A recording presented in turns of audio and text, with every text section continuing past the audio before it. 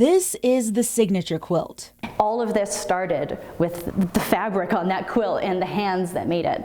Which belonged to women from Detroit, Michigan, who were members of the historic Zion Congregational Church of God in Christ. MSU Museum curator Marshall McDowell found this quilt in an interesting way. In a quilt online store based in Oklahoma, and I saw this quilt. It had these names, each one appended by the word sister, and included their Detroit address and phone number sewn in. And I thought, that quilt needs to come home to Michigan. She then began working with Berkeley Sorrells, who started doing research in December of 2020 to find out who these women were.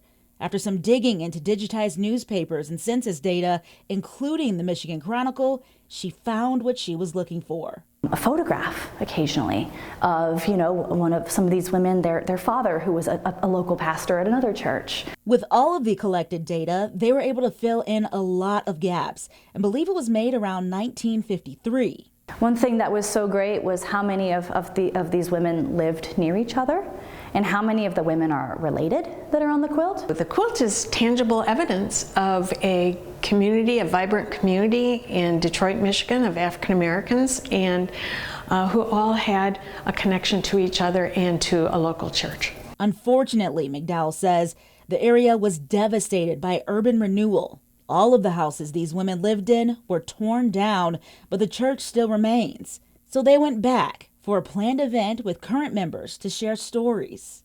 And their memories of some of the women whose names are on this quilt, and their memories of quilt making and the role it played in the church. For now, the quilt will be on display through the end of February. One thing I hope people take away from this space is just to center and uplift these community voices and these women and their families and the people who remember them. And that shouldn't obviously just be during Black History Month, that should be all the time.